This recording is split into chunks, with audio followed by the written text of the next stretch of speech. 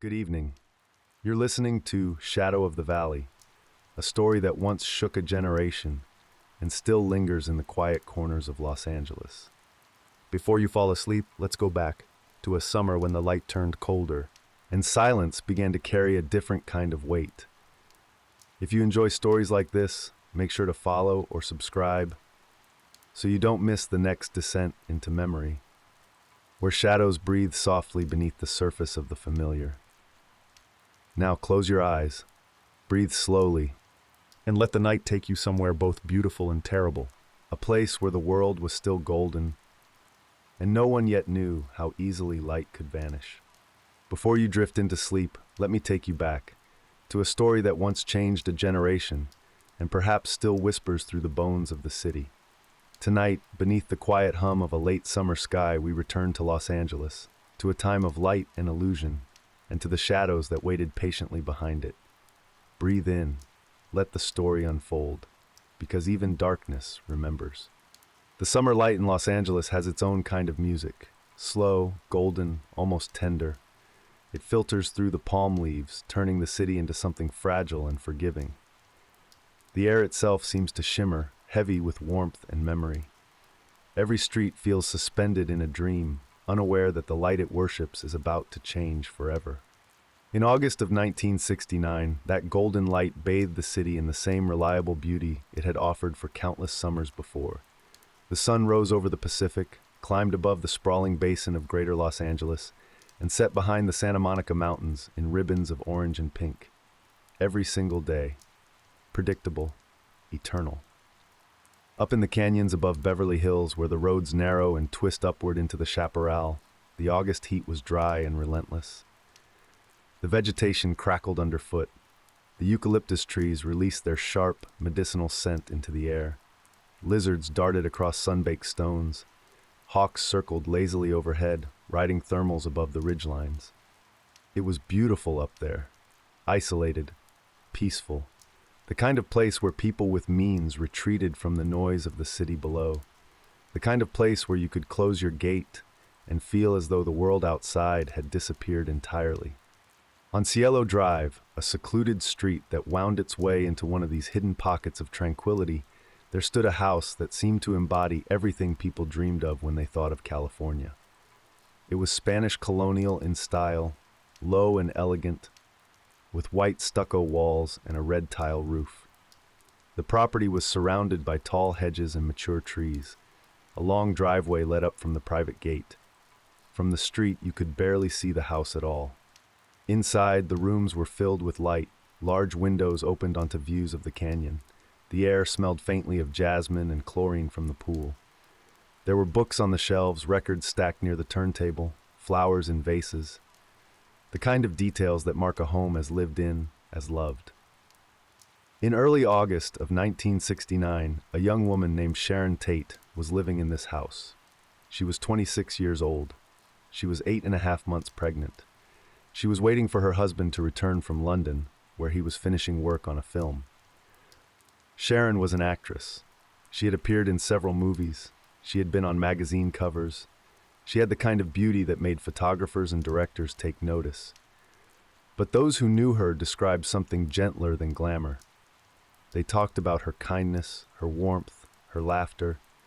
They said she lit up a room simply by being present. She was not alone in the house. Friends were staying with her during these final weeks of her pregnancy. They were keeping her company, helping her pass the time until the baby arrived. On the evening of August 8th, the house was quiet. Dinner had been served. Conversations drifted through the rooms. The sun began its descent toward the mountains. The golden hour arrived, as it always did, bathing the canyon in that perfect, fleeting light. Everything seemed as it should be, but in these peaceful hills, the shadows held secrets no one could imagine. And before the sun would rise again, the house on Cielo Drive would become the site of something so unfathomable that it would fracture the sense of safety an entire generation had taken for granted. This is the story of that night, but it is also the story of what led to it. The forces, the choices, the unraveling. It is a story about a time and a place, about dreams and darkness, about how quickly the light can be swallowed whole. It begins not on Cielo Drive but years earlier, in places far removed from California's Golden Hills. It begins with a boy who would become a man the world would come to know as one of the most infamous criminals in American history. It begins with Charles Manson. There are those who believe that darkness is born, that some people arrive in this world already marked, already broken, already destined for a life far from the light. Others believe that darkness is made, that it is the product of neglect, abuse, abandonment, trauma compounded over years until something fundamental inside a person cracks and cannot be repaired. The truth, as it so often is, may lie somewhere in between. Charles Mills Manson was born on November 12, 1934, in Cincinnati, Ohio. His mother was 16 years old. Her name was Kathleen Maddox, though everyone called her Ada. She was wild, reckless, a girl who had grown up too fast and had no intention of slowing down. She drank, she ran with men. She had no patience for motherhood, no desire to be tied down by a crying infant who demanded things she could not give. Charles never knew his biological father. The name on his birth certificate was left blank for a time. Later, his mother would claim the father was a Colonel Scott, a transient laborer who had passed through her life as quickly as he had vanished from it. It was a story that may or may not have been true. In the chaos of Ada's world, the truth was often negotiable. For a brief time, Ada married a man named William Manson, and the boy took his last name. But the marriage did not last. William disappeared, and Ada went back to her old life. The boy was often left with relatives, with neighbors, with anyone who would take him for a night or a week or a month. He learned early that he was a burden.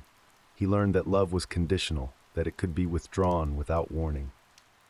When Charles was 5 years old, his mother and her brother were arrested. They had held up a service station, and the law came down hard. Ada was sentenced to 5 years in prison. Charles was sent to live with an aunt and uncle in West Virginia. He was a small boy, wiry and watchful, with eyes that seemed older than his years. The years in West Virginia were marked by instability and loneliness. His aunt and uncle were strict, cold. There was no affection in that household, no warmth. The boy was fed and clothed, but little else. He learned to fend for himself, to take what he needed, to lie when necessary. By the time his mother was released from prison, Charles had already begun to develop the skills that would define his adult life. Manipulation, deception, survival by any means necessary. Ada retrieved her son when he was 9, but their reunion brought no comfort. She still drank, she still ran with men, she still had no patience for a child who reminded her of everything she wanted to forget. Charles was in the way, he was an inconvenience, and so she found ways to be rid of him. She tried to place him in a foster home, but there were no openings. In a moment that would become part of his mythology, Ada allegedly tried to trade her son to a waitress for a pitcher of beer. The story may be apocryphal, but Charles believed it. And belief, true or not, has the power to shape a life. By the time he was 12, Charles had been sent to the Gibeau School for Boys in Indiana, a facility for troubled youth. It was the first of many institutions that would hold him. He ran away repeatedly. He was caught, sent back, and ran again. The cycle repeated endlessly. What could drive a young person to surrender their sense of right and wrong so completely? Perhaps it was the absence of any adult who cared enough to intervene. Perhaps it was the realization that the world was indifferent to his suffering, that no one was coming to save him. Or perhaps it was something deeper, something wired into the architecture of his mind that made connection impossible and cruelty inevitable. By his teenage years, Charles had been in and out of juvenile detention centers, reformatories, and federal institutions. He was small in stature, barely over 5 feet tall, and he learned to use charm and cunning to survive among larger, more violent boys. He learned to read people, to sense their weaknesses, to manipulate their emotions. He discovered that he had a gift for it. He also discovered music. In one of the institutions where he was held, he learned to play guitar. He was not particularly talented, but he was persistent. He loved the idea of being a musician, of commanding attention, of being admired, Music became a dream, a way out, a vision of a life that could be different. But dreams require discipline, patience, and the ability to delay gratification. Charles had none of these qualities. What he had was rage, narcissism, and a growing belief that the world owed him something. By the time he was released from prison in 1967, at the age of 32, Charles Manson had spent more than half his life incarcerated. He had no legitimate skills. He had no family waiting for him. He had no home. What he had was a guitar, a few worn clothes, and an unshakable conviction that he was destined for something greater. He was released into a world that was undergoing a profound transformation. And he would learn to exploit that transformation with a precision that was both calculated and instinctive. To understand what happened on Cielo Drive, you must first understand the world in which it happened. 1967 was a year of upheaval in America. The Vietnam War was escalating, and young men were being drafted and sent to die in a conflict that seemed increasingly senseless. Protests erupted on college campuses and in city streets. The civil rights movement was demanding justice and equality. The assassinations of John F. Kennedy and Malcolm X were still fresh wounds in the national psyche. But even as the country tore itself apart over war and race and politics, something else was happening. A cultural shift was underway, particularly among the young. A rejection of the values their parents had embraced, a search for new ways of living, new philosophies, new forms of connection. They called it the counterculture. In cities like San Francisco, New York, and Los Angeles, young people were dropping out of mainstream society in droves. They grew their hair long. They wore beads and tie-dye. They experimented with substances like marijuana, LSD, and psilocybin, seeking altered states of consciousness and mystical experiences. They lived in communes, rejecting private property and embracing collective living. They spoke of love, peace, and universal harmony. The Summer of Love in 1967 saw tens of thousands of young people descend on the Haight-Ashbury neighborhood of San Francisco. They came looking for freedom, for community, for something transcendent. The media covered it with a mixture of fascination and alarm. Time magazine ran cover stories. Television cameras captured the colorful spectacle of flower children dancing in the streets. But beneath the idealism and the rhetoric of peace, there was a darker current. The substances were not always benign. Bad experiences led to psychosis, panic, and sometimes harm. The communes were often chaotic and unsanitary. Predators moved through these communities, sensing opportunity among the young and the vulnerable. Charles Manson arrived in San Francisco in the spring of 1967, just as the Summer of Love was beginning. He had been released from Terminal Island Prison in Los Angeles and had made his way north. He brought his guitar, his charm, and his hunger. He saw immediately what the counterculture offered him. These young people, many of them runaways from comfortable middle-class homes, were searching for meaning. They were disillusioned with their parents' materialism. They were open to new ideas, new leaders, new philosophies. They were experimenting with substances that made them suggestible, that dissolved their sense of self and made them hungry for guidance. They were, in other words, perfect targets. Charles began to position himself as a guide.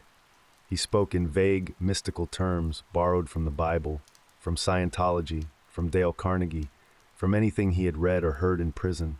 He talked about love and unity. He played his guitar and sang songs he claimed to have written. He was older than most of the kids in the Haight, and his years in prison gave him a certain gravitas, a sense of having lived through things they could not imagine. He was charismatic in a way that was difficult to define. He was not handsome, he was not eloquent, but he had a presence, an intensity. He stared into people's eyes and seemed to see through them. He touched people constantly, breaking down physical boundaries. He spoke softly, forcing people to lean in and listen. And he targeted the vulnerable. Young women, mostly. Girls who had run away from home, who had been mistreated or neglected, who were looking for a father figure or a protector or simply someone who saw them. He offered them acceptance. He told them they were beautiful. He made them feel special. One of the first was a young woman named Mary Brunner. She was a librarian at the University of California, Berkeley. She was 23 years old, quiet, a little naive. Charles moved into her apartment, and within weeks he had convinced her to let other women move in as well. He was building something, a family he called it, a collective based on love and shared purpose. Mary believed him. So did Lynette Fromm, a young woman with a troubled past who would come to be known as Squeaky. So did Susan Atkins, a damaged girl who had been drifting through the hate looking for belonging. So did Patricia Krenwinkel, insecure and eager to please. So did Leslie Van Houten, an intelligent young woman from a broken home. One by one, Charles gathered them. He was building a following, he was building a family, but he was also building something else, something darker, something that would grow over the next 2 years into a force capable of unthinkable acts. At first, it all seemed benign. They lived in an old school bus that Charles had acquired. They traveled up and down the California coast. They panhandled, scrounged, found what they needed. They took LSD and talked about enlightenment. They had relationships freely, with Charles often at the center of all intimacy. He began to assert more control. He demanded absolute obedience. He told the women to abandon their egos, their identities, their pasts. He renamed some of them.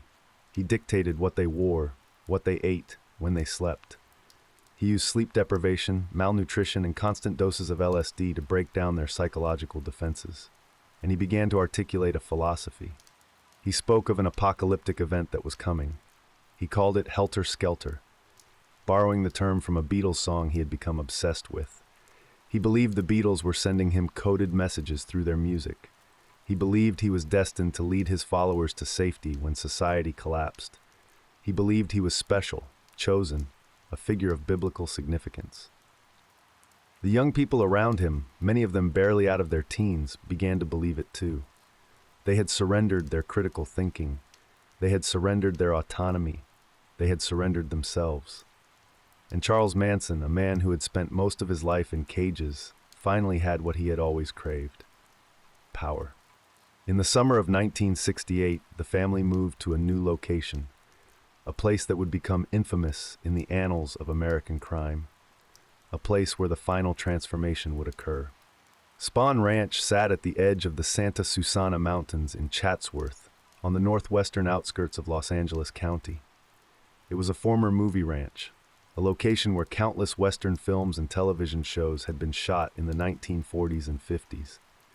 The structures were weathered and worn.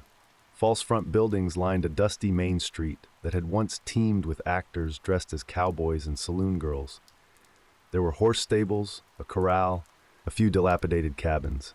The ranch was owned by an elderly man named George Spahn. He was in his 80s, nearly blind and increasingly frail. He still rented horses to riders and occasionally allowed film crews to use the property, but the ranch's glory days were long past. Charles saw opportunity. He sent Lynette Fromm to befriend George. She cleaned for him, cooked for him, and according to some accounts, provided him with companionship. In exchange, George allowed the family to live on the property. He may not have fully understood what he was permitting, or perhaps, in his loneliness, he simply appreciated the company. The family settled into Spahn Ranch like a colony building a nest. They slept in the old buildings and in abandoned vehicles scattered around the property. They scavenged food from dumpsters behind grocery stores. They found what they needed through various means. Young women from the family would hitchhike into town and return with money, food, or substances. Charles continued to exert total control. He established rules, rituals, and hierarchies. He preached constantly, his sermons growing more bizarre and apocalyptic. He spoke of the coming upheaval with increasing fervor. He told his followers that society would collapse and that he and his family would emerge to rule over the survivors. It was madness. But to those who lived with him, day after day, isolated from the outside world, dosed with LSD and subjected to relentless psychological manipulation, it began to seem like truth. The ranch became a world unto itself. There was no clock, no calendar, no connection to ordinary life. Days blurred into nights. Reality became fluid. The boundaries between self and other, between right and wrong, dissolved. New members joined, young men this time, as well as women. Charles recognized that he would need followers if his vision was to be realized. He recruited men who were angry, lost, looking for purpose. There was Charles Watson, who went by Tex. He was tall, good-looking, a former high school athlete from Texas who had come to California chasing dreams of success and had instead fallen into substances and drift. He met Charles through a mutual acquaintance and was quickly drawn into the orbit of the family. Tex was eager to please, malleable, willing to do whatever Charles asked. There was Bobby Beausoleil, a musician and drifter who had his own ambitions but found himself entangled with the family. Bobby was more independent than the others, more volatile. He would play a role in what was to come, though not in the way most people remember. The family grew to nearly 30 members at its peak. Most were very young. Most had come from fractured homes. Most were searching for something they could not name. Charles gave them certainty. He gave them purpose. He gave them a family. And in return, he asked for everything.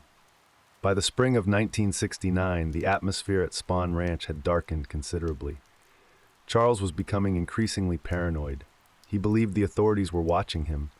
He believed rival groups were threats. He armed the family with knives and guns. He conducted night patrols around the property. He also began to speak more openly about the need for action. He told his followers that the upheaval needed to be triggered. He said that the establishment needed to be shown what was coming. He suggested that the family might need to take action themselves to demonstrate how things should be done. It is difficult to know how seriously his followers took these proclamations at first. Violence had always been part of Charles's rhetoric, but it had been abstract, theoretical. Now it was becoming concrete. In July of 1969, something happened that would serve as a catalyst for everything that followed. Bobby Beausoleil, along with 2 women from the family, went to the home of a musician named Gary Hinman. The visit was ostensibly about money that Charles believed Gary owed him. It escalated into a confrontation. The calm of that house was shattered. Before leaving, one of the women used Gary's life force to write words on the wall, hoping to make it look like the work of a political group. Bobby was arrested a few days later. He was charged. Charles was furious, not because of what had happened, but because Bobby had been caught. The fantasy was colliding with reality, and Charles realized that his control was slipping. He decided that something needed to be done. Something big. Something that would terrorize the establishment, that would ignite the chaos he had been predicting, that would prove to his followers that he was right. He began to plan, and on the night of August 8th, 1969, he set that plan into motion. The house at 10,050 Cielo Drive sat at the end of a quiet cul-de-sac, hidden from the road by tall gates and thick hedges. It was secluded and private, a sanctuary in the hills. The nearest neighbors were far enough away that sounds from one property rarely carried to another. On the evening of August 8th, 1969, Sharon Tate was spending a quiet night at home. She was in the final stretch of her pregnancy, and her movements had become slower, more careful. She was radiant despite her fatigue, glowing in the way expectant mothers often do. Her husband, Roman Polanski, was in London. He was a filmmaker, acclaimed and ambitious, finishing post-production on a new movie. He had wanted Sharon to join him, but her doctor had advised against flying so late in pregnancy. So she had stayed behind, waiting for his return, counting down the days until their baby would arrive. Sharon was not alone. 3 friends were staying with her. Abigail Folger was the heiress to the Folger coffee fortune. She was 25 years old, intelligent, socially conscious. She had been involved in various charitable causes and was dating a man named Wojciech Frykowski, a friend of Roman's who was also staying at the house. Abigail was slender with short dark hair and a quiet, thoughtful demeanor. Wojciech, known as Wojtek, was 32. He was Polish, like Roman, a writer and actor who had come to Los Angeles seeking opportunities in the film industry. He was charismatic but struggled with personal demons. He and Abigail had a complicated relationship, marked by affection but also by tension. The 4th person in the house that night was Jay Sebring. He was 35, a celebrity hairstylist who had built a successful business catering to Hollywood's elite. He had once been romantically involved with Sharon before she met Roman. and the two had remained close friends.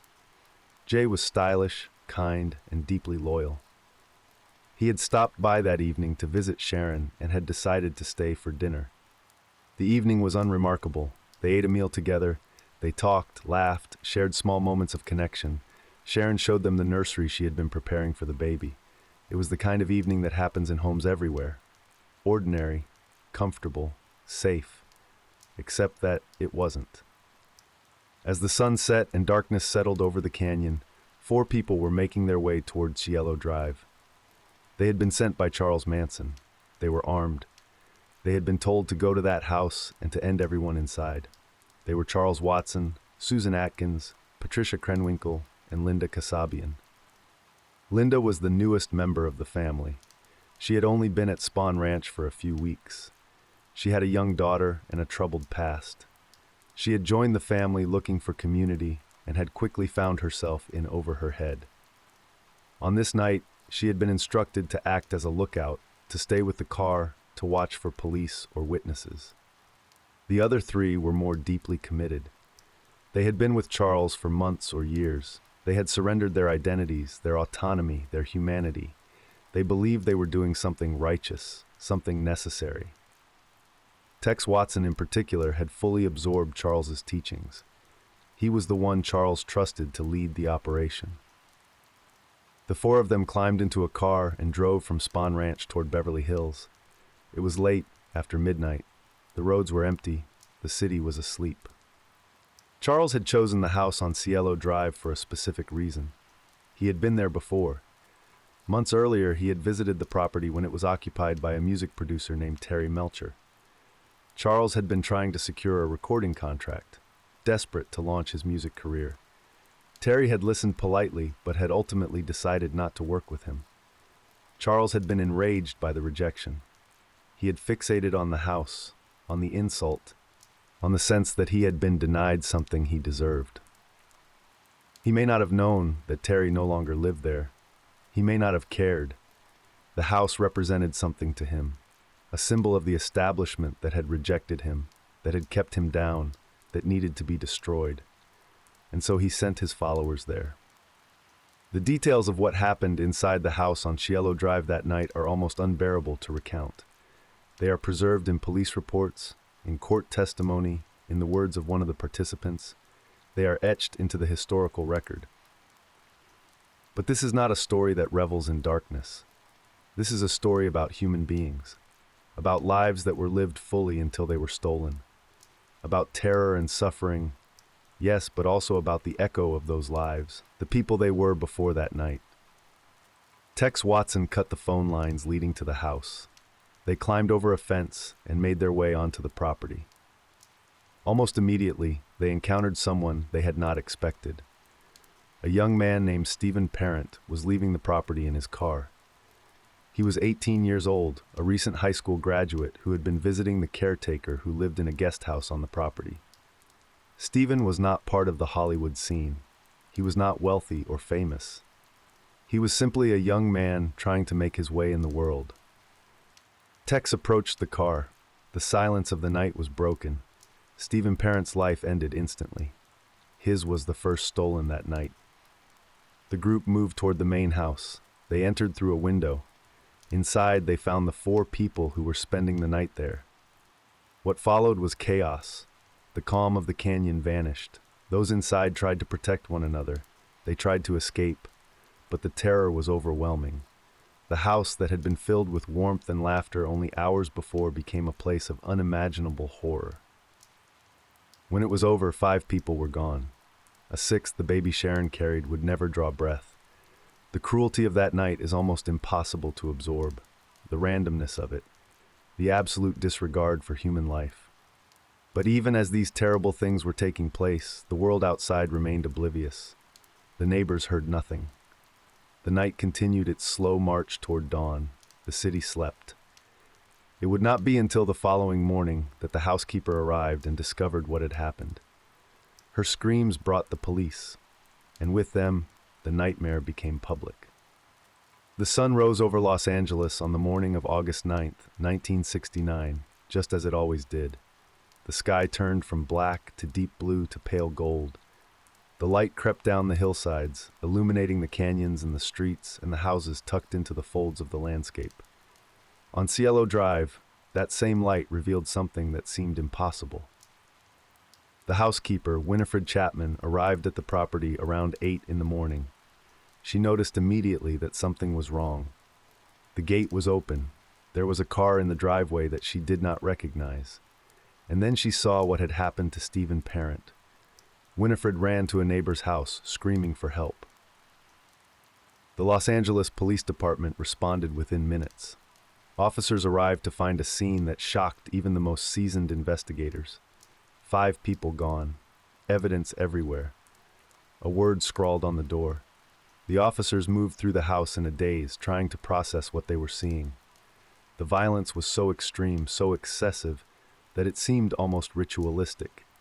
Those who had been inside had been harmed repeatedly, far more than was necessary. It was as though the attackers had been in a frenzy, unable or unwilling to stop. Sharon Tate was found in the living room, a rope around her neck, connected to Jay Sebring. Both had been harmed many times. Abigail was on the lawn outside. Wojtek was nearby. Stephen was still in his car. The lead detective on the scene was a man named Jerry DeRosa. He had been with the LAPD for many years. He had seen terrible things, but nothing like this. The press arrived quickly. News vans lined the street below the property. Reporters clamored for information. By midday, the story was everywhere. The headlines were sensational and immediate. Actress Sharon Tate and 4 others found in Hollywood Hills' home. The details as they emerged only deepened the shock. The fact that Sharon was pregnant, the savagery, the seemingly random nature of the crime. Los Angeles, a city that prided itself on glamour and possibility, was suddenly gripped by fear. If this could happen to people like Sharon Tate, in a house like that, in a neighborhood like Benedict Canyon, then it could happen to anyone. Doors that had always been left unlocked were suddenly bolted. Security systems were installed. Guard dogs were purchased. The sense of safety that had defined life in the hills evaporated overnight. Roman Polanski, who had been in London when it occurred, flew back to Los Angeles immediately. He arrived to find his home transformed into a crime scene, surrounded by police tape and reporters. He was devastated, shattered. He gave a press conference, his face a mask of grief, appealing for information, for justice. Friends of those who were gone struggled to comprehend what had happened. Jay Sebring's colleagues remembered him as gentle and kind. Abigail Folger's family mourned a young woman who had devoted herself to helping others. Wojtek's friends spoke of his humor and creativity. Stephen Parent's parents buried their teenage son, unable to understand why he had been in the wrong place at the wrong time. And Sharon, whose life had been so full of promise, whose smile had graced magazine covers, whose baby had been only weeks away from being born. The loss of her felt especially cruel, especially senseless. The investigation began in earnest. Detectives combed through the crime scene, collecting evidence, taking photographs, interviewing anyone who might have information. They found fingerprints. They found the gun that had been used. They found the rope that had bound some of the victims. But they had no suspects, no clear motive, no obvious leads. The prevailing theory in those early days was that the events were connected to substances. Wojtek was known to use them, and there was speculation that he may have been involved in dealing or that a transaction had gone wrong. The savagery suggested a personal vendetta, a message being sent. No one suspected that those responsible were a group of young people living on a remote ranch in the hills. No one imagined that the violence had been ordered by a man who believed he was starting an apocalypse. The truth, when it eventually emerged, would be stranger and more disturbing than anyone could have guessed. But before the truth could be uncovered, something else happened. The group struck again. The night after the horrors on Cielo Drive, Charles Manson decided that the job had been sloppy. He was angry that evidence had been left behind. He was frustrated that the media was focusing on substance connections rather than the implications he had intended. He decided to show his followers how it should be done.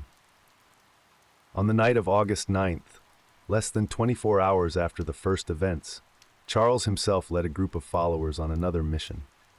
This time, the targets were Leno and Rosemary LaBianca, a middle-aged couple who owned a chain of grocery stores. They lived in the Los Feliz neighborhood, on the eastern side of Los Angeles. Their home was chosen essentially at random. Charles had been to the neighborhood before and remembered it as affluent and quiet. The LaBiancas were restrained and harmed with the same terrible efficiency that had characterized the Cielo Drive events. Words were carved into Leno's body. Messages were written on the walls. Death to pigs, rise, helter-skelter, misspelled. Charles wanted to ensure that this time, the connection to an apocalypse would be unmistakable. Leno and Rosemary were found the following day by Rosemary's son from a previous marriage. He had come to check on them and discovered the horror. The LAPD now had 2 crime scenes, 7 victims, and mounting pressure to solve the case. The media coverage was relentless. Fear spread through the city like wildfire. People bought guns. They installed alarm systems. They stopped trusting strangers. But still, the police had no suspects. The detectives working the Tate case were separate from those working the LaBianca case, and initially, the 2 investigations did not communicate effectively. It took time for anyone to recognize the similarities, the patterns, the connections. Meanwhile, at Spawn Ranch, the family continued their daily routines. They ate meals together, listened to Charles's sermons. Some of them knew what had happened, others did not. Those who had participated were told to stay quiet, to act as though nothing had changed, but everything had changed. Linda Kasabian, who had been the lookout on the first night, was horrified by what she had witnessed. She had not participated in the actual violence, but she had seen it. She had heard the screams. She knew that what had been done was monstrous. She began to think about leaving, but she was afraid. Afraid of Charles, afraid of the others, afraid of what would happen if she tried to run. For now, she stayed, and the investigation, slow and painstaking, continued. August became September. The summer heat lingered over Los Angeles, but something had shifted in the atmosphere of the city. An invisible weight pressed down on the collective consciousness. Conversations at dinner parties turned anxious. Parents kept closer watch on their children. The events on Cielo Drive and at the LaBianca residence had created a wound in the city's sense of itself. The funerals were held. Sharon Tate was buried alongside her unborn son, whom Roman had planned to name Paul. The service was private, attended by family and close friends. The grief was palpable, almost physical. There were no words adequate to the loss. Jay Sebring was remembered by hundreds who had known him, admired him, loved him. Abigail Folger's family mourned a daughter who had wanted to make the world better. Wojtek Frykowski's friends gathered to honor a man whose life had been full of passion and complexity. Stephen Parent's parents buried their son in a quiet ceremony, trying to comprehend how their boy had ended up at that house on that night. Leno and Rosemary LaBianca were mourned by family, friends, and the community they had served through their business. They had been hardworking, decent people. None of it made sense. The LAPD was under enormous pressure to solve the cases. The mayor demanded results. The media published daily updates speculating about motives and suspects. Tips poured in from around the country, thousands of them, most leading nowhere. Detectives pursued every lead. They interviewed Sharon's friends, looking for anyone who might have had a grudge. They investigated Wojtek's connections. They examined whether the events could be connected to organized crime, to occult groups, to any number of theories that seemed plausible in those early weeks. They did not seriously consider the possibility that those responsible were members of a commune living on a movie ranch in the San Fernando Valley. Why would they? The victims were wealthy, connected to the entertainment industry. The crime scene suggested rage, personal vendetta, perhaps a deal gone catastrophically wrong. Young people associated with peace and love were not generally viewed as capable of coordinated murder. But there were small breaks in the case, small pieces of information that would eventually lead investigators in the right direction. The gun used on Stephen Parent had been found, discarded in the hills not far from the crime scene. Ballistics tests confirmed it was the weapon, but it would take time to trace its ownership, to connect it to anyone specific. Fingerprints had been lifted from the scene, but they did not match anyone in the criminal database. The prints sat in evidence, waiting for someone to match them to. And then there was the word written on the wall at the LaBianca home. Helter Skelter, misspelled, a reference that meant nothing to most investigators. But to those who knew the Beatles, who had heard the White Album released the previous year, the reference was clear. Helter Skelter was a song on that album, a chaotic, screaming rock song that Paul McCartney had written. The connection seemed tenuous at best. Why would attackers reference a Beatles song? What could it possibly mean? The answer would come from an unexpected source. In early October, nearly 2 months after the events, Susan Atkins was arrested, but not for the crimes on Cielo Drive or at the LaBianca residence. She was arrested for her involvement in what had happened to Gary Hinman in July. Bobby Beausoleil had already been in custody for that crime, and investigators were building a case against others who had been present. Susan was one of them. She was brought to Sybil Brand Institute, a women's jail in Los Angeles. She was placed in a cell with other women awaiting trial, and she made a mistake that would prove catastrophic for Charles Manson and the family. She talked. One of her cellmates was a woman named Virginia Graham. Another was Ronnie Howard. Both women had been in and out of the criminal justice system for years. They were hardened, streetwise, and not easily shocked. But what Susan Atkins told them shocked them to their core. Susan began to share what she had done. Perhaps she was seeking attention. Perhaps she was unburdening herself. Perhaps, after weeks of keeping silent, the weight of what she had participated in had become too much to carry alone. She told Virginia and Ronnie that she had been involved in the Tate events. She described the house, the victims, the violence. She spoke with a kind of pride, as though the acts were accomplishments. Virginia and Ronnie listened in horror. They knew immediately that what Susan was telling them was not fantasy or exaggeration. The details were too specific, too consistent with what had been reported in the news. Both women went to the authorities. Separately, they reported what Susan had told them. The LAPD detectives working the Tate case were skeptical at first. Jailhouse informants were notoriously unreliable. People made up stories for attention, for reduced sentences, for countless reasons. But the details Susan had provided matched the crime scene. She had described things that had not been made public. She had knowledge that only someone present could have. The investigation shifted immediately. Detectives began looking into Susan Atkins, her background, her associates. They learned about the family, they learned about Spahn Ranch, they learned about Charles Manson, and suddenly the pieces began to fall into place. The misspelled helter skelter on the wall, the apparent randomness of the victims, the extreme violence. It all made a kind of terrible sense when viewed through the lens of Manson's apocalyptic philosophy. In November, arrest warrants were issued. The LAPD, along with sheriff's deputies, raided Spahn Ranch. They arrested Charles Manson and several members of the family. Charles was initially charged with unrelated crimes, including auto theft and receiving stolen property. But the detectives knew that more serious charges were coming. They had Susan Atkins in custody, they had her confessions, they were building a case, and they had one more critical witness who was about to come forward. Linda Kasabian. Linda Kasabian had been living in a state of terror since the events. She had fled Spahn Ranch shortly after, taking her daughter and disappearing into the vast sprawl of Los Angeles. She had stayed with friends, moved frequently, tried to become invisible, but she knew she could not run forever. When she learned that arrests were being made, that Susan had talked, that the truth was coming out, Linda made a decision that would define the rest of her life. She went to the police. She offered to tell them everything. Linda had been present on both nights, but she had not participated in the actual violence. She had been the lookout, the driver, the reluctant accomplice. She was horrified by what she had witnessed, and she was willing to testify.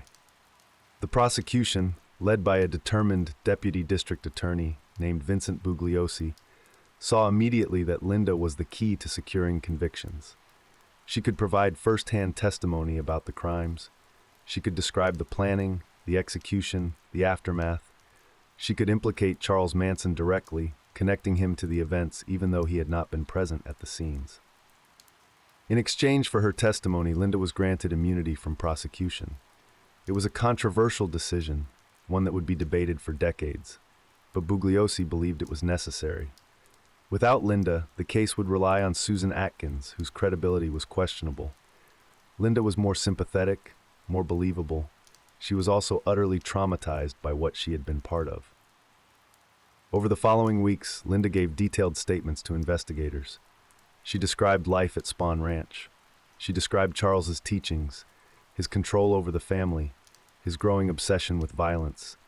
She described how he had sent them out on the night of August 8th with instructions to end lives. She described the fear in Sharon Tate's eyes, the sound of the screams, the terror. She told them everything.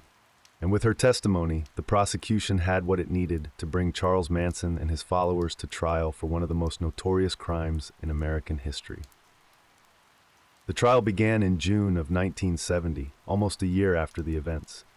It would last nearly 9 months, becoming one of the longest and most sensational criminal trials in American history. The defendants were Charles Manson, Susan Atkins, Patricia Krenwinkel, and Leslie Van Houten. Tex Watson was tried separately due to legal complications regarding his extradition from Texas. The courtroom was packed every day. Reporters filled the gallery. Sketch artists captured the proceedings for television and newspapers. Security was tight. The defendants were volatile, unpredictable. Charles, in particular, turned the trial into theater. He carved an X into his forehead, claiming he had crossed himself out of society.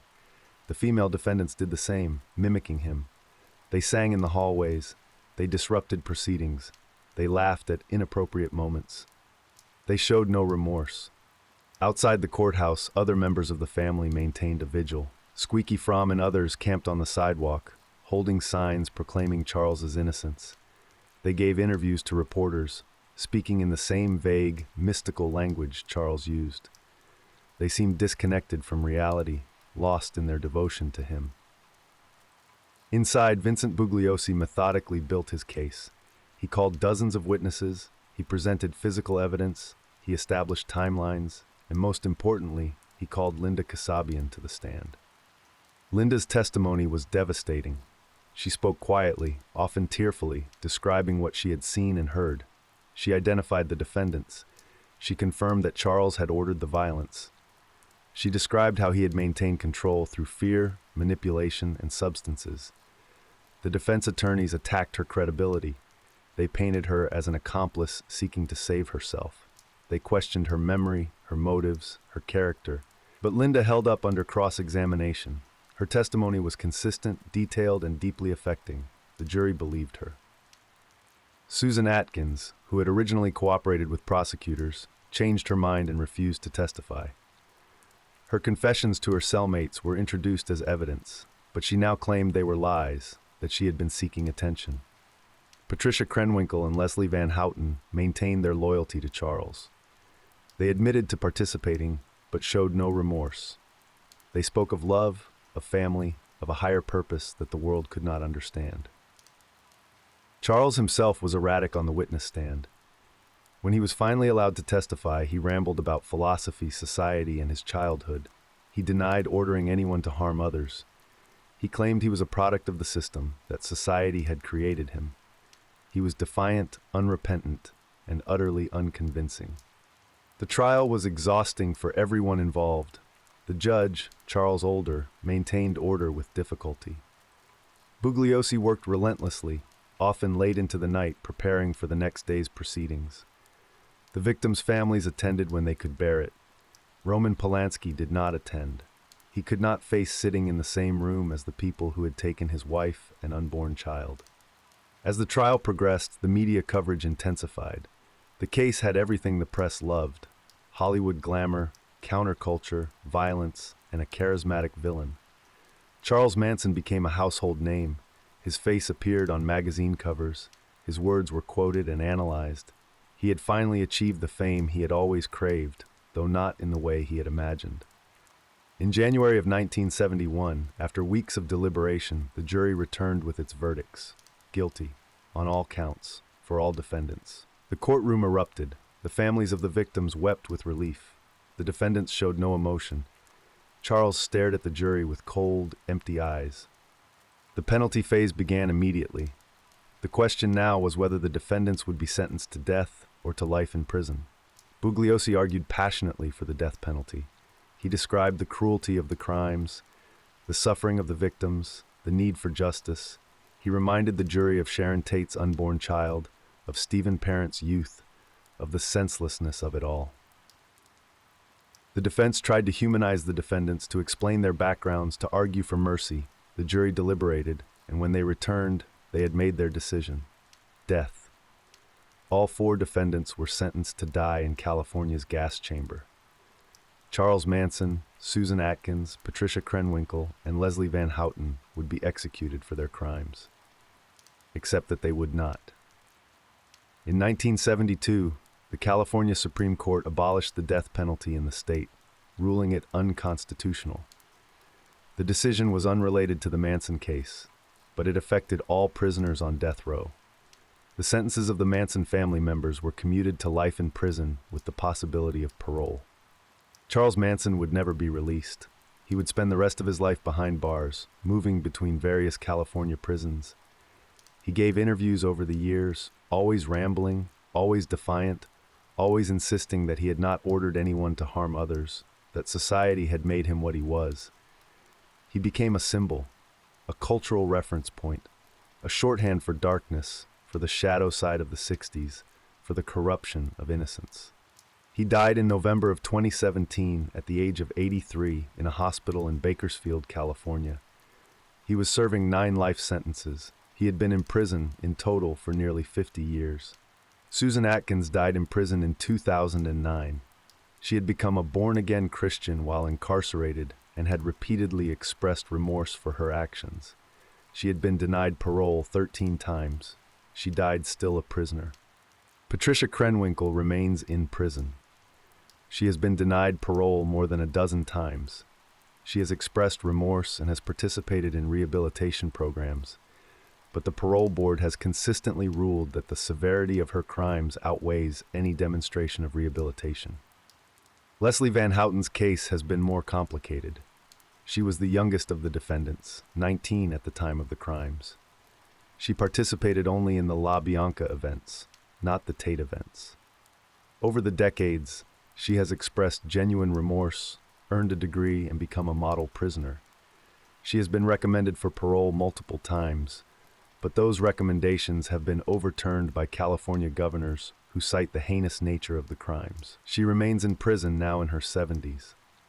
Charles Watson was convicted in a separate trial and also sentenced to death, later commuted to life.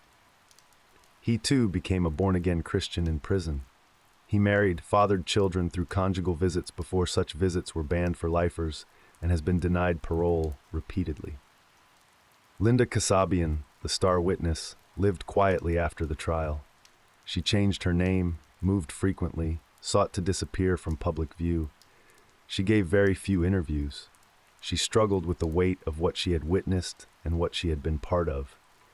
She died in 2023, having lived the majority of her life in the shadow of those 2 terrible nights. The house on Cielo Drive no longer exists. It was torn down in the 1990s by a subsequent owner who could not escape its history. A new house was built on the property with a different address. The gate, the driveway, the rooms where the violence occurred, all gone. But the memory remains. The events carried out by the Manson family mark a dividing line in American culture. They represent the moment when the dream of the 60s curdled into nightmare. The counterculture, which had promised peace, love, and a better world, was revealed to have a dark underbelly. The communal living, the experimentation with substances, the rejection of traditional authority, all the things that had seemed liberating and idealistic, were suddenly viewed with suspicion and fear. The image of the hippie changed overnight. No longer were they flower children dancing in the streets. Now they were potential threats, possibly dangerous, maybe even harmful. This shift was not entirely fair. The vast majority of people involved in the counterculture were peaceful, well-meaning, simply searching for alternatives to the lives their parents had led. The Manson family was an extreme outlier, bearing little resemblance to the genuine communal movements of the era. But perception became reality. The Manson events gave ammunition to those who had always been critical of the counterculture, who saw it as a dangerous breakdown of social order. Politicians and media figures pointed to the case as evidence that the permissive society was leading to chaos. Parents who had been worried about their children's involvement in hippie culture now had a concrete fear to attach to their anxieties. The music of the era, which had been celebratory and hopeful, took on darker tones. The innocence of the Summer of Love gave way to the cynicism and paranoia of the early 70s. Security became a priority. The open-door policies that had characterized many communes and crash pads were replaced with locks and suspicion. Trust became harder to find. In Hollywood, the event sent shockwaves through the entertainment industry. Sharon Tate had been one of their own, a rising star taken in the most horrific way imaginable. The sense of vulnerability was profound. If someone like Sharon, married to a famous director, living in a gated house in an exclusive neighborhood, could be harmed in her own home, then no one was safe. The casual, freewheeling lifestyle that had characterized Hollywood in the 60s became more guarded. Parties became smaller, more exclusive. People became more careful about who they let into their lives. Roman Polanski, devastated by Sharon's death, would spend the rest of his life haunted by the tragedy. He continued to make films, some of them masterpieces, but there was a darkness to his work that had not been present before. The loss of Sharon and their unborn child remained the defining trauma of his life. The trial itself became a media phenomenon. It was one of the first major criminal trials to receive saturation coverage on television and in newspapers. Americans followed the proceedings as though it were a serialized drama. Vincent Bugliosi, the prosecutor, became a national figure. He wrote a book about the case, Helter Skelter, which became one of the best-selling true crime books of all time. The book provided a detailed account of the crimes, the investigation, and the trial, and it cemented the narrative that Charles Manson was a uniquely dark figure who had manipulated vulnerable young people into committing terrible acts. The narrative was compelling, and it was largely true, but it was also in some ways too simple. Even now, more than 50 years after the events, people struggle to understand why they happened. Why did Charles Manson order his followers to harm others? Why did young people who had been raised in middle-class homes, who had been loved and educated, follow those orders? Why did they act with such ferocity? There are no easy answers. Charles himself offered various explanations over the years, none of them entirely coherent. He spoke about society, about injustice, about his childhood. He claimed he was a product of the prison system, that he had been made into what he was by the institutions that were supposed to rehabilitate him. There was truth in that. Charles's childhood was marked by abandonment and mistreatment. His formative years were spent in juvenile detention centers and prisons, where he learned violence and manipulation as survival skills. He was never given the tools or the support to become a functional member of society. But millions of people experience difficult childhoods. Millions suffer neglect. They do not become cult leaders who orchestrate terrible violence. Charles was also a narcissist, possibly a sociopath. He lacked empathy. He viewed other people as instruments to be used for his own purposes. He was charismatic enough to attract followers, but he felt no genuine connection to them. His philosophy, such as it was a mishmash of borrowed ideas. He took elements from the Bible, from Scientology, from the Beatles, from racist ideology, and created a worldview that placed himself at the center. He believed he was special, chosen, destined for greatness. When the world did not recognize his greatness, when Terry Melcher refused to give him a recording contract, when society continued to reject him, his narcissism curdled into rage. The violence was, in some sense, an act of revenge against a world that had never given him what he believed he deserved.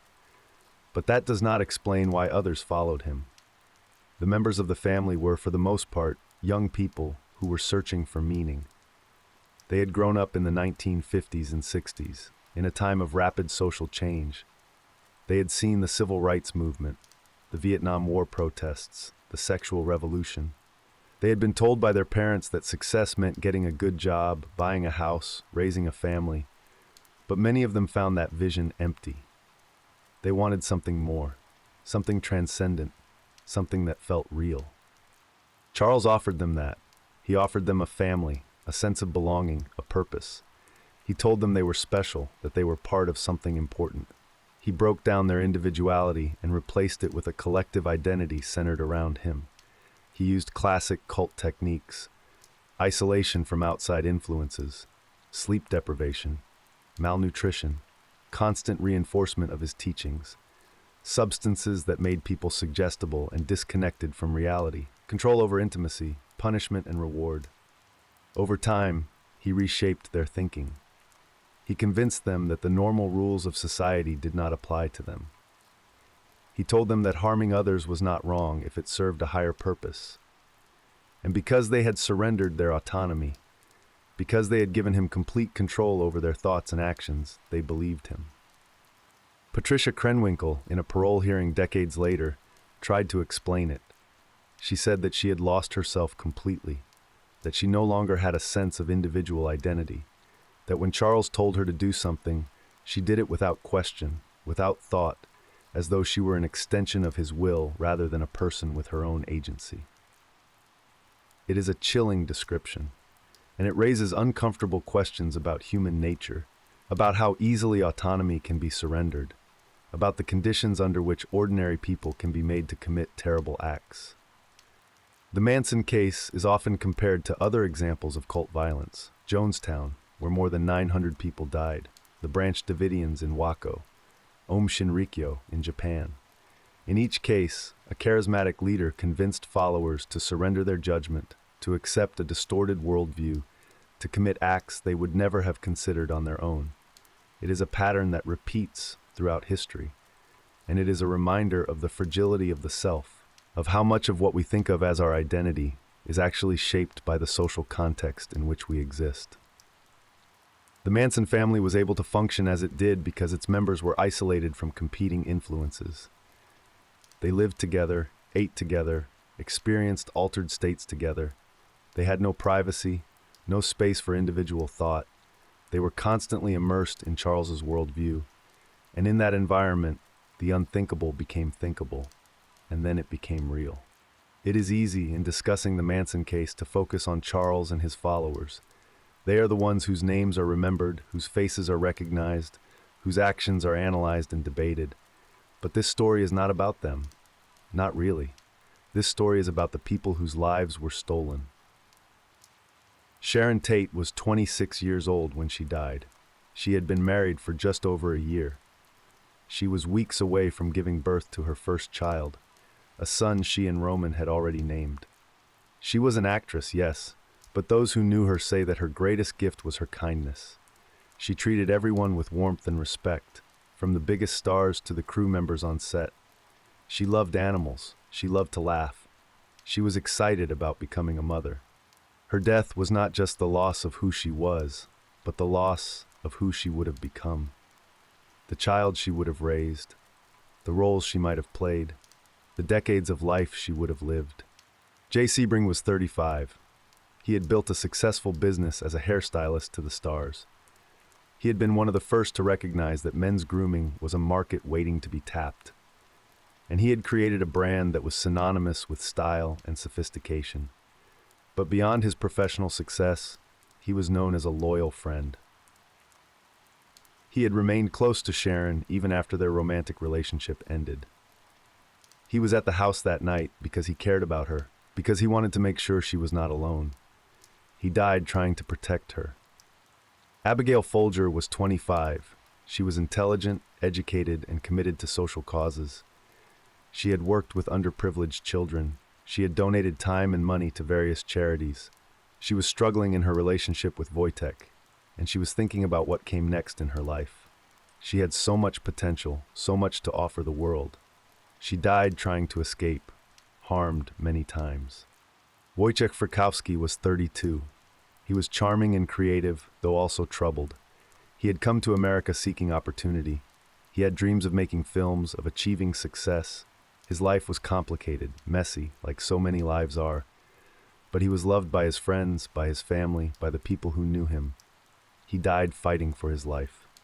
Stephen Parent was 18. He had just graduated from high school. He was working, saving money, trying to figure out what he wanted to do with his life. He played guitar. He was interested in electronics. He had been visiting the caretaker at the Cielo Drive property, trying to sell him a clock radio. He was in the wrong place at the wrong time, and he was the first to die. Leno LaBianca was 44. He was a businessman, a father, a husband. He had built his grocery store chain through hard work and determination. He and Rosemary had been married for a few years, a second marriage for both of them, and they were building a life together. They were harmed in their own home, for no reason other than that they were there. Rosemary LaBianca was 38. She was a businesswoman in her own right, running a successful dress shop. She was close to her children from her previous marriage. She was planning for the future, thinking about retirement, about travel, about all the things she and Leno would do together. They never got the chance. And then there is the eighth victim, the one who is sometimes forgotten in the recounting of these crimes. Sharon's unborn son, Paul Richard Polanski. He was days away from being born. He would never take a breath, never open his eyes, never know the world.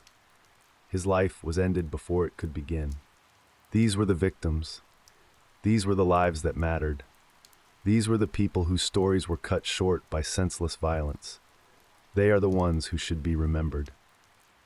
The impact of the Manson events extends far beyond the immediate victims and their families. The case changed American culture in ways that are still felt today. It changed the way people thought about safety. Before the events, many people, especially in affluent neighborhoods, felt insulated from violent crime. They believed that if they lived in the right area, behind the right gates, they would be protected. The Manson violence shattered that illusion. The randomness of the crimes was particularly terrifying. The victims were not targeted because of who they were targeted because of where they lived. Sharon Tate died because Charles Manson was angry at someone who no longer lived in that house.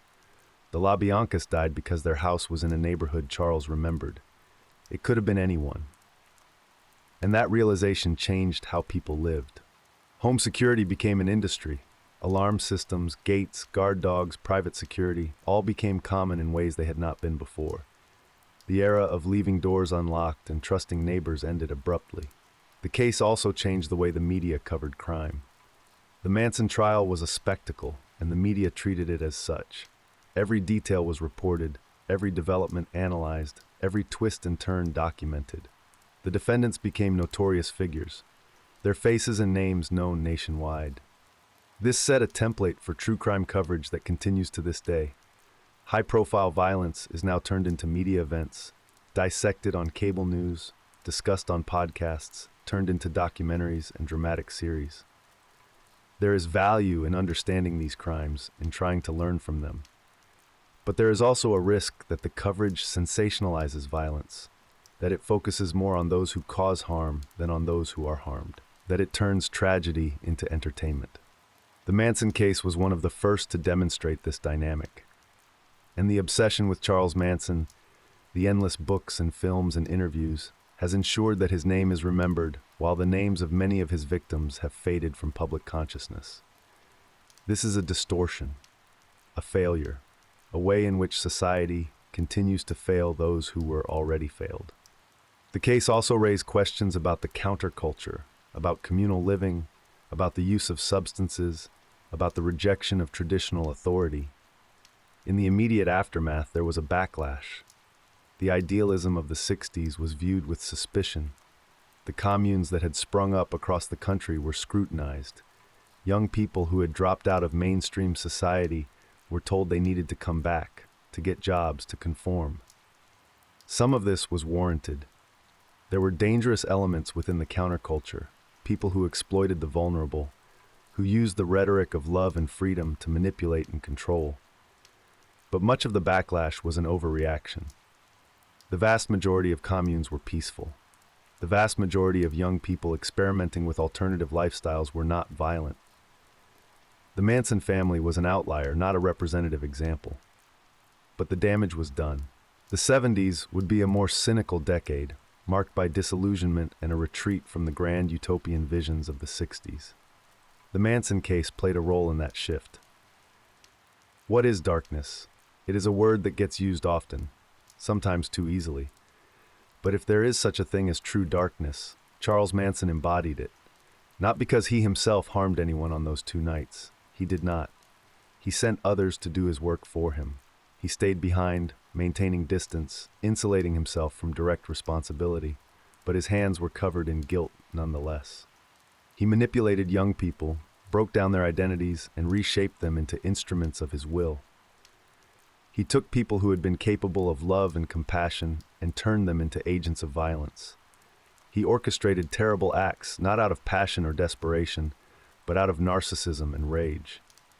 And when confronted with what he had done, he showed no remorse, no regret, no acknowledgement of the pain he had caused. In his interviews over the years, Charles often played games with the media. He would ramble, speaking in riddles and circular logic. He would claim innocence while also suggesting that the victims deserved what happened to them. He would present himself as a victim of society, a product of a broken system, while also reveling in his notoriety. He was a performer, always, playing a role. The madman, the philosopher, the outcast, the rebel. But beneath the performance was something hollow, an absence where empathy should have been, a void where human connection should have existed. Some psychologists who studied him believed he was a psychopath, someone fundamentally incapable of feeling empathy or forming genuine emotional bonds. Others believed he had severe personality disorders, shaped by his traumatic childhood and years of institutionalization. The truth, as always, was probably somewhere in between. But regardless of the diagnosis, the result was the same. Charles Manson was a person who caused immense suffering and felt no guilt about it, who destroyed lives and saw it as justified, who left a trail of devastation and never looked back. That is as close to a definition of true darkness as we are likely to find. Not everyone at Cielo Drive that night died. William Garrettson, the caretaker who lived in the guest house on the property, survived. He was 19 years old, the same age as Stephen Parent. He had been listening to music through headphones that night and claimed he heard nothing. Those responsible apparently did not know he was there or did not consider him worth the effort. When police arrived the next morning, they initially suspected William. He was on the property. He had survived when everyone else had not. The police questioned him aggressively, gave him a polygraph test, and ultimately cleared him of any involvement.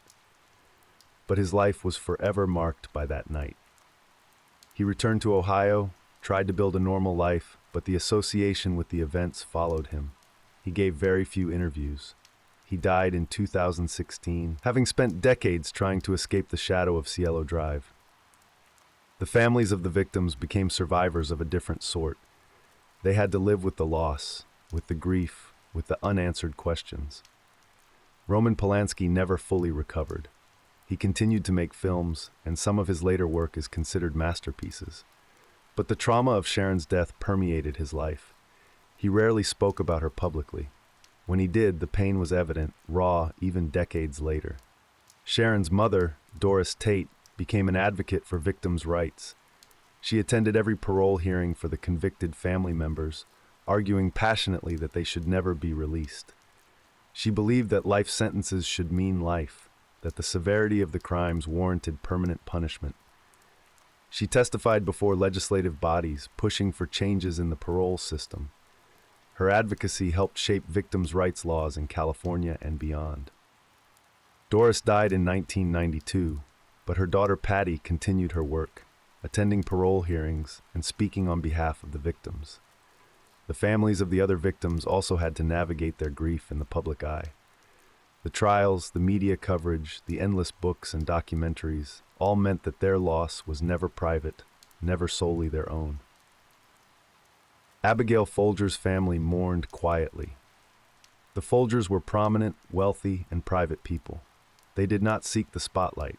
They established scholarships and charitable funds in Abigail's name, ensuring that her commitment to helping others would continue. Stephen's parents' family struggled in obscurity. They were not wealthy or connected. Their son had been a teenager working odd jobs, trying to save money, pursuing modest dreams. His death received less attention than the others, and in some accounts of the violence he was mentioned almost as an afterthought. This was a particular cruelty. Stephen's life mattered just as much as anyone else's. His parents' grief was just as profound, but because he was not famous, because he was not part of the Hollywood world, his story was often minimized. His mother and father buried their son and tried to move forward. They gave very few interviews. They did not have the resources or the connections to launch advocacy campaigns. They simply grieved, as parents who have lost a child do, with a pain that never fully subsides. The LaBianca family faced their own struggles. Leno's children from his previous marriage had to process the terrible deaths of their father and stepmother. They attended the trial. They heard the horrific details of what had been done. They tried to understand how random violence could tear their family apart. Rosemary's children faced the same nightmare. They had lost their mother in the most brutal way imaginable, and they had to live with the knowledge that her final moments had been filled with terror. These families, like the others, had to navigate a world that was suddenly obsessed with the case. Everywhere they went, people knew the details of their loved ones' deaths. Strangers had opinions about the violence, about the trial, about what should happen to those responsible. Privacy became impossible. Grief became public.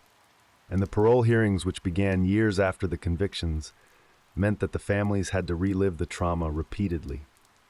Every time one of those responsible came up for parole, the families had to prepare statements, attend hearings, argue that the perpetrators should remain in prison.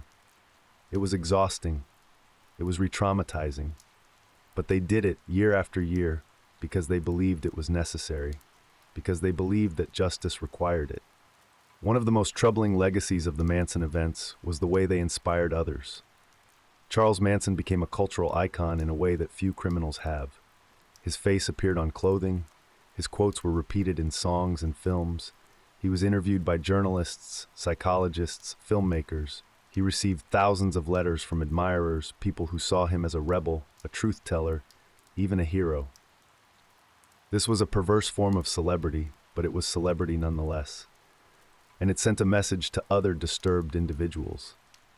It demonstrated that committing horrific crimes could bring fame, attention, a kind of immortality.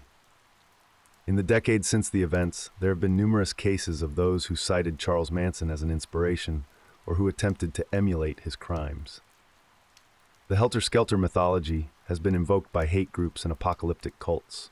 The image of Manson as a countercultural figure who saw through society's lies has been romanticized in certain corners of the internet and alternative media. This is deeply disturbing.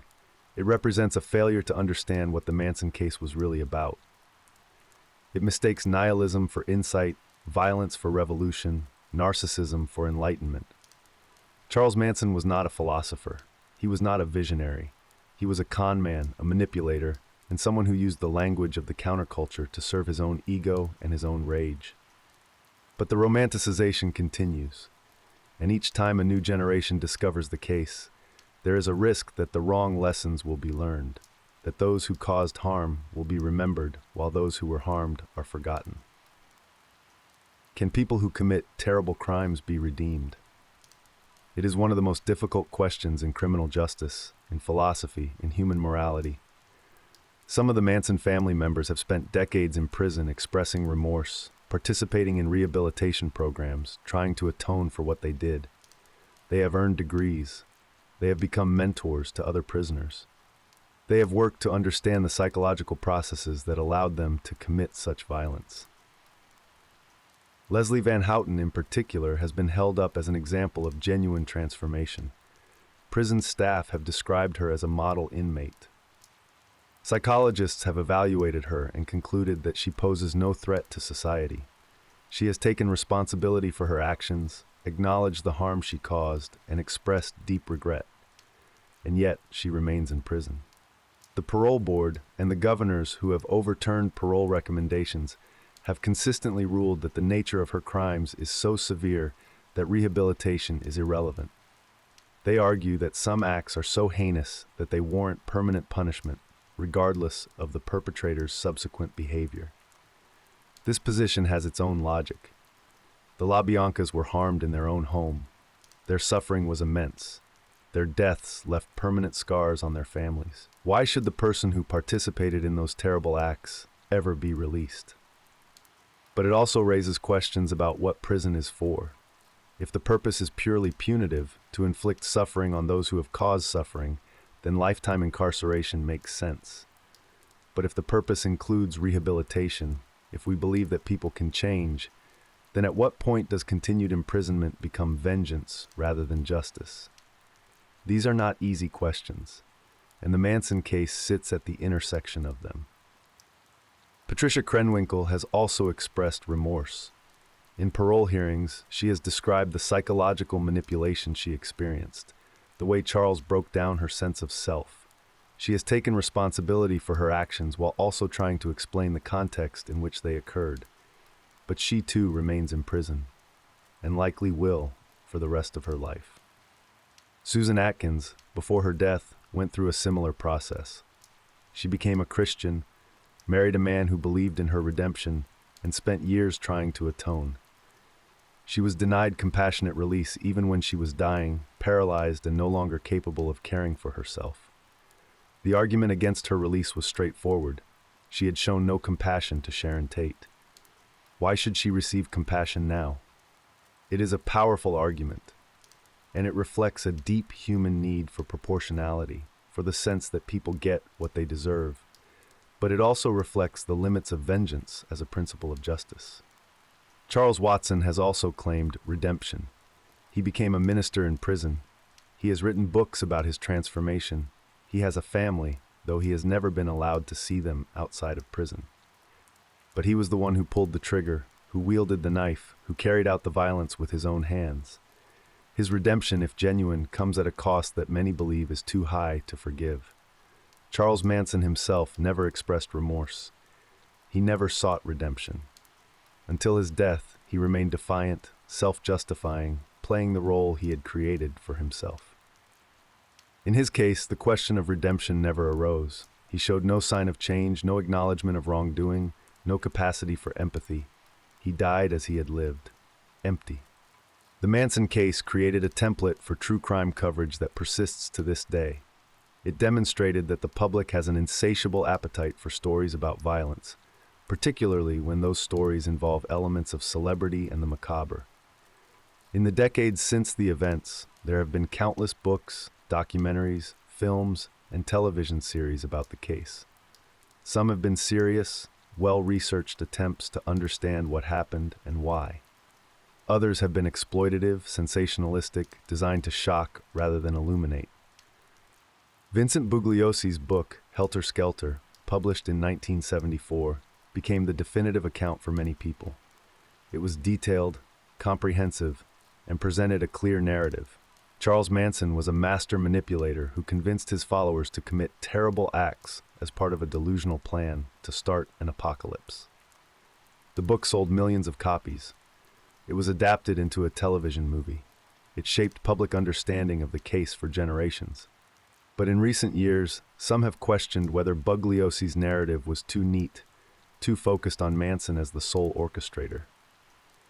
Some researchers have suggested that the helter-skelter motive may have been overstated, that the violence may have had more to do with deals gone wrong, with personal vendettas, with the chaotic nature of a group of people high on substances and lost in their own delusions. These alternative theories have not displaced the dominant narrative, but they have complicated it. They have reminded us that the truth is often messier than the stories we tell about it. The films about the case have ranged from thoughtful to exploitative. Quentin Tarantino's Once Upon a Time in Hollywood reimagined the events, creating a fictionalized version in which those responsible attack the wrong house and are stopped by the residents. It was a revenge fantasy, a way of rewriting history so that Sharon Tate survives. The film was controversial. Some praised it as a meditation on Hollywood, violence, and the end of an era. Others criticized it for trivializing the real events, for turning tragedy into entertainment. Both perspectives have validity. Documentaries have proliferated.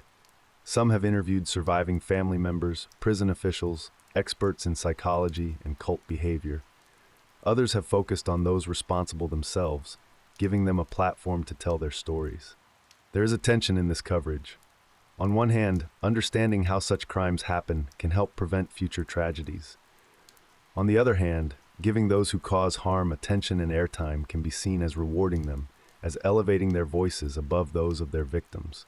It is a balance that is rarely struck perfectly. And the obsession continues.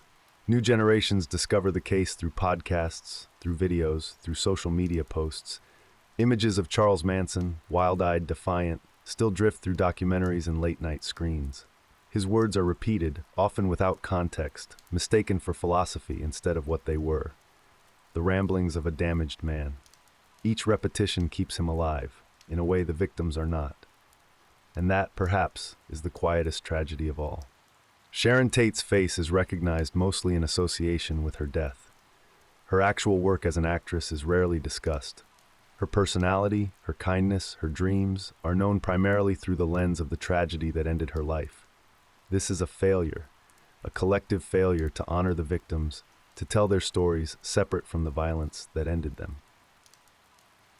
The Manson events occurred at a specific moment in American history, and they became symbolic of that moment.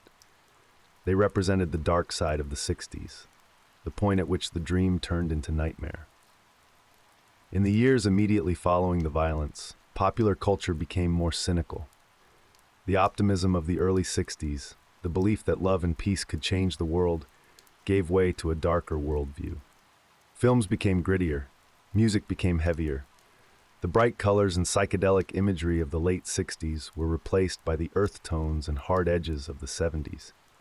This shift was not solely because of the Manson events. The Vietnam War, political scandals, economic recession, all contributed to the sense that something fundamental had broken. But the Manson case was a part of that shift. It was a visceral, undeniable example of how badly things could go wrong, how the pursuit of freedom and enlightenment could be twisted into something monstrous. The case also influenced how people thought about cults. Before Manson, the word cult primarily referred to religious groups with unorthodox beliefs. After Manson, it took on a much more sinister meaning. It became associated with brainwashing, with violence, with charismatic leaders who could convince their followers to do terrible things. This led to increased scrutiny of new religious movements and alternative communities. Sometimes this scrutiny was warranted. Groups that were genuinely dangerous existed.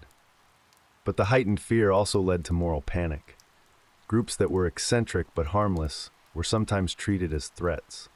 The line between religious freedom and dangerous cultism became a subject of intense debate.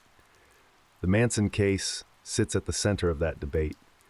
It is the example most commonly cited when people talk about the dangers of cults, and it is the reason that the word cult carries the weight that it does.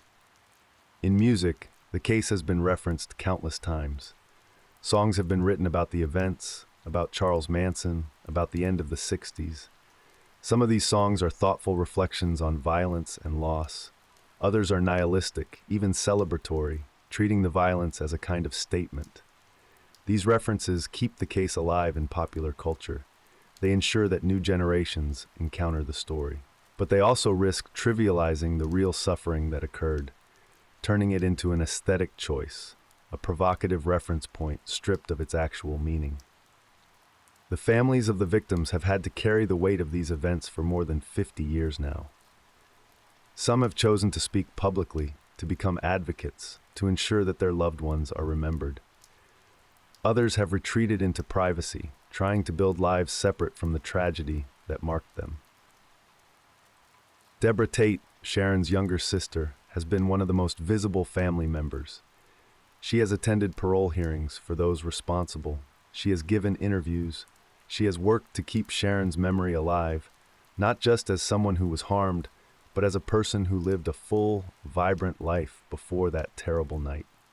Deborah has spoken about the difficulty of living in the shadow of such a famous crime.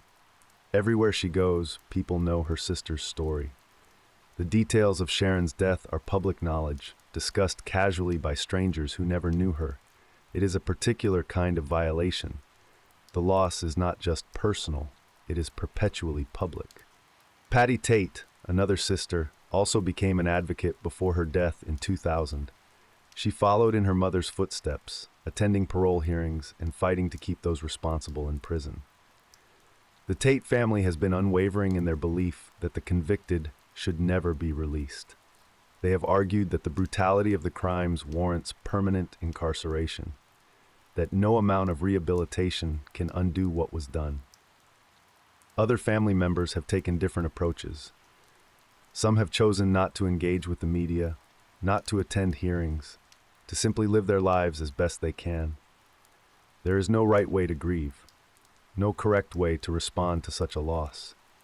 But all of them have had to navigate a world that is fascinated by the deaths of their loved ones, that turns those deaths into entertainment, that remembers the name of the one who caused harm more readily than the names of those who were harmed. It is an ongoing injustice.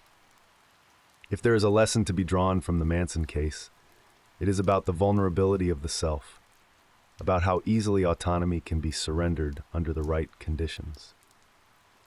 The young people who joined the Manson family were not foolish. They were not inherently dark. They were searching for meaning in a world that seemed increasingly chaotic and meaningless. They found someone who offered them certainty, belonging, purpose, and in exchange they gave him everything.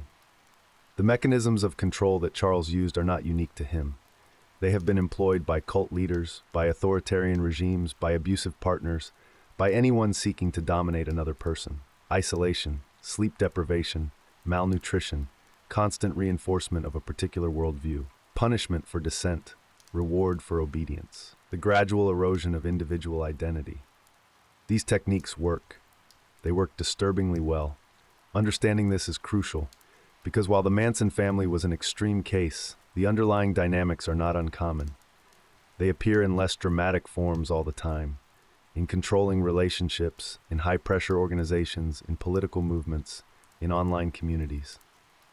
Wherever there are people seeking belonging and meaning, there is the potential for manipulation.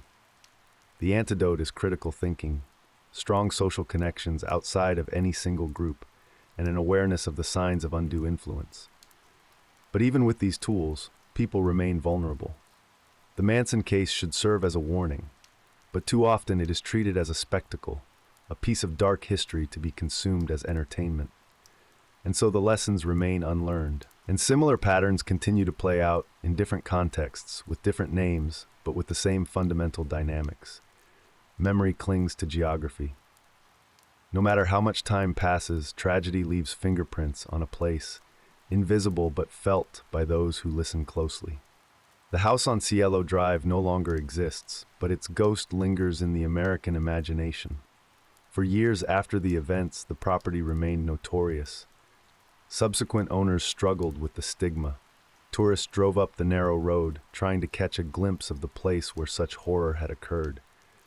Some left flowers, others took photographs, treating the site like a macabre attraction.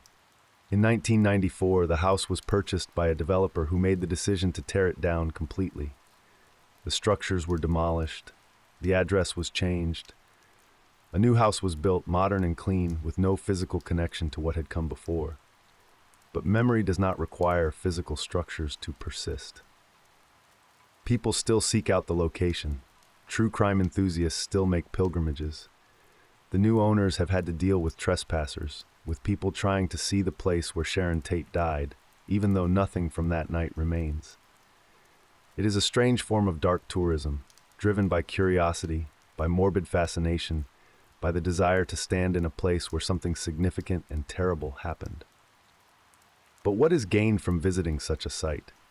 What understanding comes from standing on ground where life was once stolen? Perhaps it is simply a way of making the abstract concrete, of connecting with history through physical space. Or perhaps it is something darker, a voyeuristic impulse to get close to violence, to feel the thrill of proximity to something horrific. Whatever the motivation, it represents a continuation of the way the events have been consumed as spectacle, rather than honored as tragedy. More than 50 years have passed since that August night in 1969. The world has changed in countless ways. The technology, the politics, the culture, all have evolved beyond recognition from that moment. But the Manson events remain lodged in the American consciousness. They are a reference point, a cultural touchstone, a symbol of darkness that can erupt in the most unexpected places. The survivors, those who knew and loved the victims, have grown older. Some have passed away. Others continue to carry their grief, to tell their stories, to fight to ensure that those responsible remain in prison. Charles Manson is dead. Susan Atkins is dead. But Patricia Krenwinkel, Leslie Van Houten, and Charles Watson remain in prison, their parole hearings continuing at regular intervals, their fates still being debated. The question of what to do with them, whether they have been punished enough, whether they deserve any chance at freedom, remains unresolved. And perhaps it always will be. Because this is not really a question about them. It is a question about us, about what we believe justice requires, about whether redemption is possible, about how we balance punishment with mercy, accountability with forgiveness. These are not questions with easy answers. The victims cannot speak. They cannot tell us what they would want. They are frozen in time, forever young, forever remembered, at the moment of their greatest suffering. Sharon Tate will always be 26, pregnant, beautiful, full of promise. Jay Sebring will always be the loyal friend. Abigail will always be the idealistic heiress. Wojtek will always be the charming dreamer. Stephen will always be the teenager trying to make his way. Leno and Rosemary will always be the couple building a life together. They deserve to grow old. They deserve to see their children grow. They deserved ordinary joys and sorrows, the texture of a full life lived, that was stolen from them, and nothing can give it back. The sun set over Los Angeles on August 8, 1969, just as it had on countless evenings before. The light turned golden, then amber, then faded into darkness. The city settled into sleep, and in the hills above Beverly Hills, in a house surrounded by trees and hedges, 5 people spent their last hours alive. They talked, they laughed, they made plans, they looked forward to tomorrow. They had no way of knowing that tomorrow would never come. The night that followed changed everything. It shattered lives, it ended dreams, it sent shockwaves through a culture that was already fracturing. And in some sense, that night has never ended. It lives on in memory, in documentation, in the stories we tell about who we are and what we fear. It lives on in the families who still grieve, in the debates about justice and redemption, in the fascination that draws people to the story again and again. The sun rose on August 9th, revealing the horror that had occurred in the darkness. And the world had to confront what human beings are capable of doing to one another. It is a confrontation that never becomes easier, no matter how many times we face it. Late at night, when the city sleeps, when the traffic on the freeways thins to a trickle, when the lights in the houses go dark one by one, Los Angeles becomes a different place. The hills are silent, the wind moves through the canyons, the coyotes call to one another across the darkness. In those quiet hours, it is possible to imagine the city as it was in 1969. The same hills, the same stars overhead, the same dry air carrying the scent of eucalyptus and sage. And it is possible to remember that on one of those quiet nights, in a house that no longer exists, terrible things happened to people who did not deserve them. The victims are gone. Those responsible are old or dead. The house is demolished. The era has passed into history. But the echo remains. In the quiet, you can almost hear it. The laughter that was cut short. The screams that no one heard. The lives that ended too soon. And the question that has no answer. Why? Why did this happen? Why these people? Why that night? The explanations we have constructed about cults and manipulation and apocalyptic delusions, about narcissism and rage and the dark side of the 60s, they help us understand the mechanics of what occurred, but they do not touch the essential mystery. The brute fact of suffering, of innocence destroyed, of darkness permitted to flourish in a world that should have been safe. This is the heart of the story. This is what remains when all the analysis is done, when all the books are written, when all the documentaries fade from memory. The simple, devastating fact that people were harmed, that lives were stolen, that grief was inflicted on those left behind, and nothing, not justice or vengeance or understanding, can undo that. The morning after the events, the sun rose over Los Angeles exactly as it always had. The light was golden, the sky was clear, the city woke and went about its business. Except that everything had changed. In the house on Cielo Drive, police moved through rooms documenting horror. Photographers captured images that would become evidence, images that could never be unseen. On the street below, reporters gathered, hungry for details, already constructing the narrative that would dominate headlines for months. And in homes across the city, people who had felt safe began to lock their doors, to look over their shoulders, to realize that the world was more dangerous than they had believed. This is one of the cruelest aspects of violence. It radiates outward. It affects not only the direct victims, but also everyone who hears about it, who imagines it happening to them, who loses some measure of trust in the world. The Manson events accomplished this on a massive scale. They took the fear that had been growing throughout the turbulent 60s and gave it a face, a name, a specific image. They showed that darkness was not abstract, it was real. It could arrive at your door in the middle of the night. It could destroy everything you had built, everything you loved. This realization changed people. It made them smaller, more guarded, less willing to trust. It was another kind of death, a death of innocence, of openness, of the belief that goodness would ultimately prevail. Memory is selective. It shapes itself around certain images, certain moments, certain narratives that feel true, even if they are incomplete. When people remember the Manson events, they remember certain things. Charles Manson's face, Sharon Tate's beauty, the word helter-skelter, the end of the 60s. They remember the sensational details, the celebrity victims, the commune members who committed violence, the substance-fueled chaos. But what gets lost in this selective memory is the ordinary humanity of the victims. The fact that they were people with complicated lives, with hopes and fears, with good days and bad days. Sharon Tate was not just a beautiful actress married to a famous director. She was a woman who loved animals, who was excited about becoming a mother, who treated people with kindness. Jay Sebring was not just a celebrity hairstylist. He was a loyal friend, a business innovator, a man capable of deep affection. Abigail Folger was not just an heiress. She was a woman who cared about social justice, who volunteered her time, who was searching for meaning. Wojtek Frykowski was not just Roman Polanski's friend. He was a creative person, complicated and flawed, but deserving of life. Stephen Parent was not just someone in the wrong place at the wrong time. He was a teenager with dreams, with a family who loved him, with a whole life ahead of him. Leno and Rosemary LaBianca were not just random victims. They were individuals with histories, with people who depended on them, with plans for the future. These are the people we should remember, not as abstract victims, not as supporting characters in Charles Manson's story, but as themselves, whole, complex, real. The story ends where it began, with light and darkness. With a summer evening over Los Angeles, golden at first, then fading into shadow. The same wind moves through the canyons, the same stars look down, but everything is different now.